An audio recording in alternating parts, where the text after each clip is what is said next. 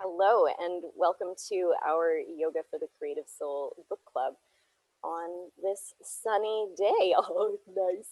Where we are doing a three-part workshop on change and creating the future self, which is such a key component of the process of change.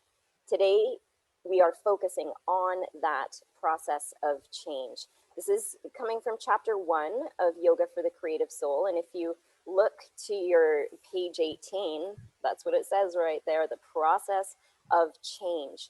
The model that we're going to be talking about today, that we'll be using our yoga and expressing with a little bit, is a model that typically would be applied to an addiction recovery framework.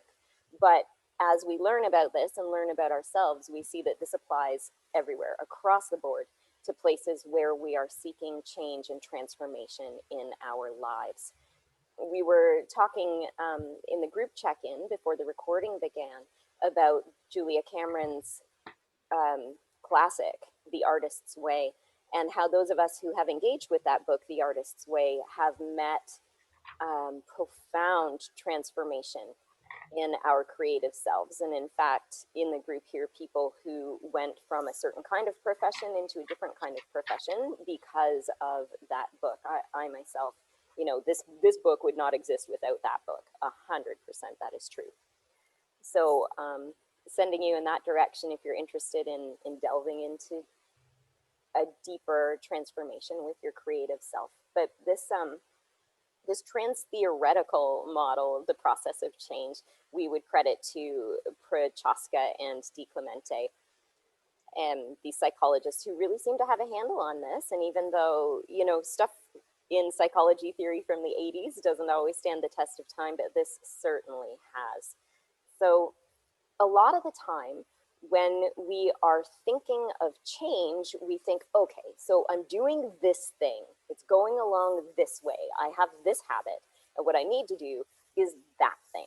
I need to stop this habit. I need to go from this to that. And that's the end of things. And we struggle, and oftentimes we fall off, we fail, we let it go, right? If you think of a broken New Year's resolution, that's the example right there. Most people, I think on average by mid-February, almost everybody has let go of their resolution. So instead of resolutions at that New Year's time, where I guess we'd be right about there on the calendar, where if you set a resolution, you'll have let it go by now. Fear not, because that was a flawed framework in the first place.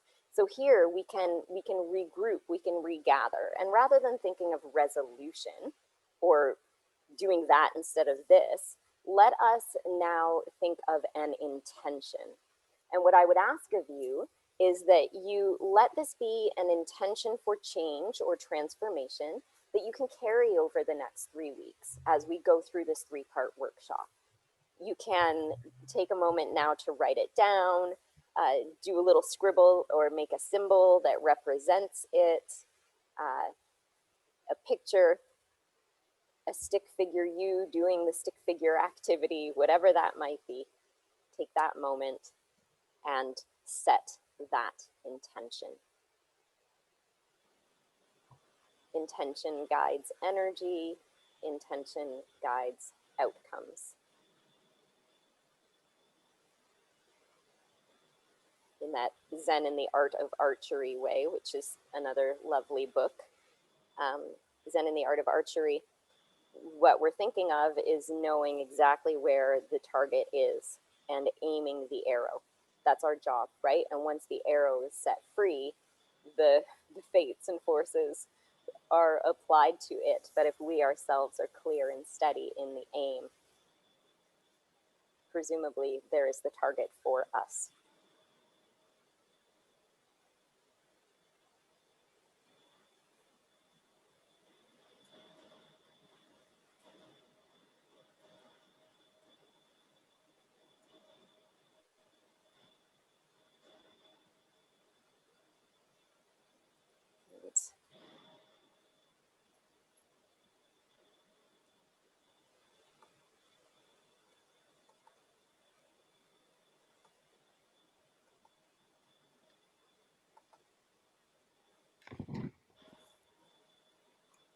right.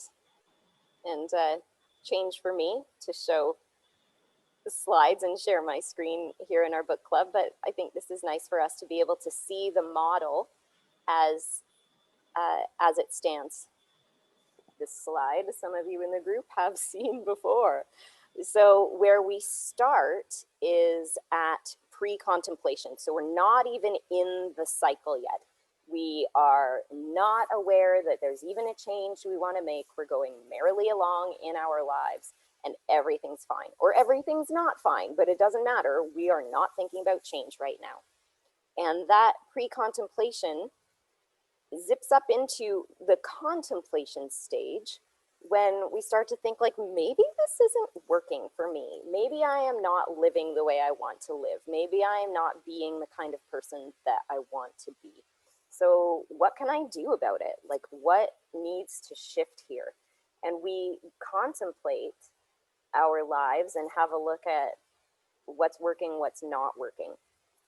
And when we realize, oh, here are some of those things that are not working, then we start to prepare to change them. And that's the next stage of change, is the preparation stage. So what do I need to change? How am I going to do it? Can I do it? Am I sure I want to do it? It's the day of book references, but there's a lovely book called Motivational Interviewing, and a client just told me this morning about a book called Think Again that just came out, which also helps us in this realm. So motivational interviewing and Think Again. In motivational interviewing, what we're asking is on the other side of this. You use this for yourself, you use this with your clients as well. So instead of like, what are the benefits of making the change, which seems so apparent to us, we think instead of what are the harms of making the change. So if you've known me for a while, you've maybe heard some of the stories about bedtime and just trying to get bedtime on track. Not easy for a lot of us, not easy for me. So I run the 24-hour clock because it makes napping less confusing when you wake up, and also it makes me feel like I'm in Europe, so that's fun. And I set an alarm for 21:21, which, if you know your 24-hour clock, is about 20 after 9. 21:21 just amuses me. Also, it's a 33 for those of you number folks. And that just gets me used to the idea like, okay, you don't have to go to bed right now, but at least start thinking as if you're headed to bed. So in that way, maybe I could make it to bed for 11, which is reasonable. But before I realized that bedtime was a problem, especially coming from the restaurant industry, I was in the pre-contemplation stage, right? I've been in the restaurant industry since early in my high school days. You get home at 1:30 in the morning or later, and it doesn't matter if you have band the next morning. You get up and you do your thing, whether that's on 5 hours sleep or 7 hours sleep. Doesn't matter. Pre-contemplation. Contemplation is like, I am not in high school anymore. I am not doing very well on 5 hours sleep. What can I do about this? And the preparation phase would be like, okay, well, I need to go to bed earlier, so what do I need to do? And you know what the experts say, have a bedtime routine, turn off the screens, do a little yoga practice, those sorts of things. So I'm just giving you an example that we can follow through this, this model of the stages of change. So action would be just going like, okay, this is the week. I'm going to start going to bed by 11. And hooray. So the action stage is when you actually make the leap and decide you're going to change the behavior. You're going to begin the transformational process. And to varying degrees, here's your broken or intact resolution. To varying degrees, we're taking the action that we set for ourselves. Now, here's where it gets fishy. I had another client say to me recently, if I want to lose weight, that means I have to say no to things almost constantly every day, but it only takes one yes to throw me off track. And you can think about that with drug addiction as well as an easy example, right? Where it's that one day at a time, sometimes 10 minutes at a time or less, of feeling like we're telling ourselves, no, don't do that, no, don't do that. we'll come back to that idea of the constant denial to the self in making change, where we want to flip that a little bit more into what am I bringing in? That's the other motivational interviewing question. Preparation is like, how is this going to bring me benefit, but also what am I giving up?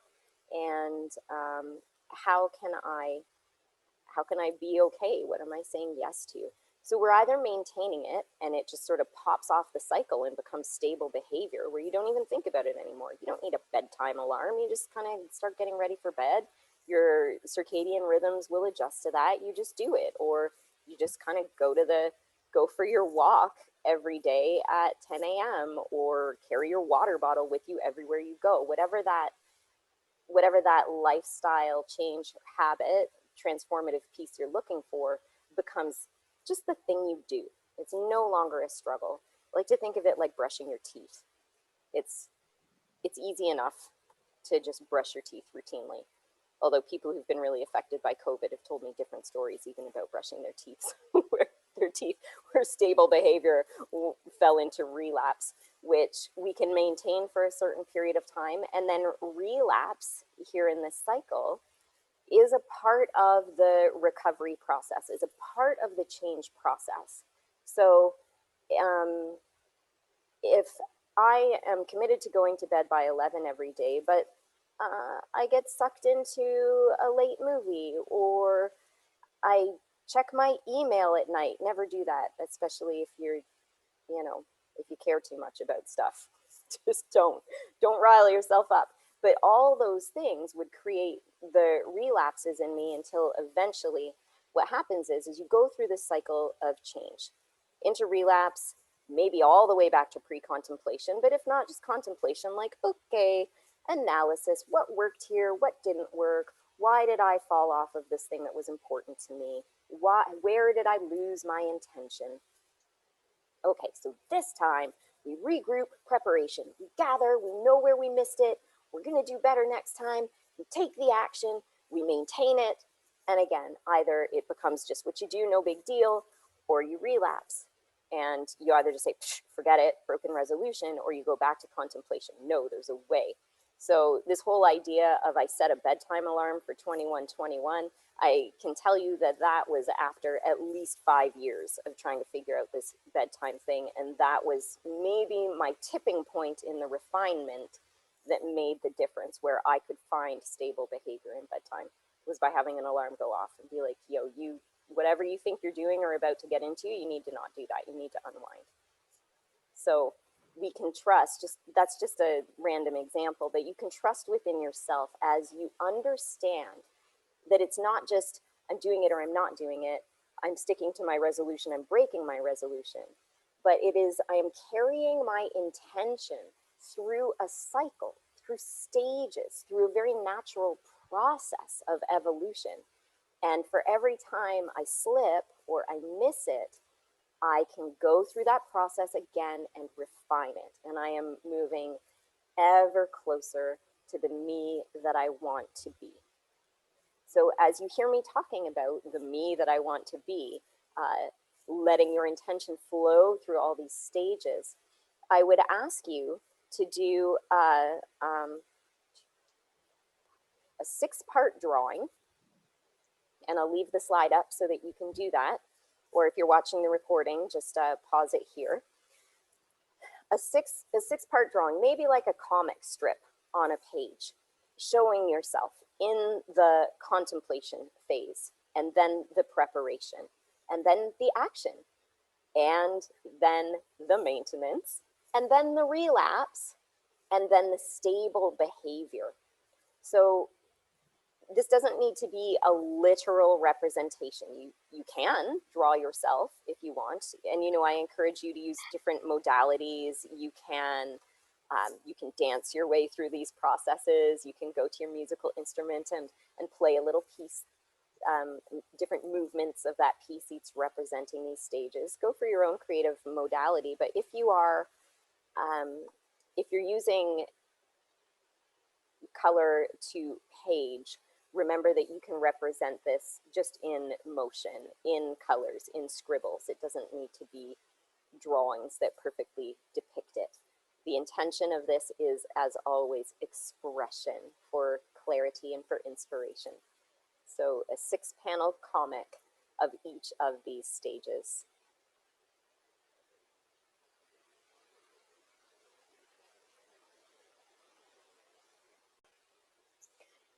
Welcome back from that exercise of drawing your little comic strip or dancing your way around the room through those stages of change, finding your way from contemplating how am I even going to do that through so of course pre-contemplation first, but contemplation, preparing for it, taking the action, finding ways to maintain it, also relapsing and imagining yourself there in stable behavior. So what I would ask of you over the next week between now and our next meeting, Wednesday at 12:30 Eastern, the link's always the same. It's in the Facebook group. It's pinned to the top, so it should be the first thing that you see when you hop into the book club. And what I'd ask of you is that last pane that you did, or the final movement of your piece that you composed, the self in stable behavior, living into the transformation as if now it's just the thing that you do.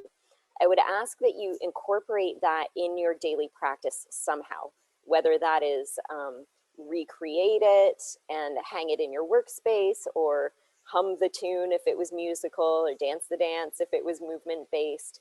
But every day in some way, breathe it in, meditate on it, find some way of engaging with that future self, that you who is on the other side of these stages of change and living this lifestyle the same way you kind of brush your teeth every day. It's just what you do. It's integrated, it's established, it's stable. And as we vision that, no matter how far it seems between here and there at this stage of the game, for every time we engage with the future self, it becomes more real, more concrete. It draws it closer to us on all levels.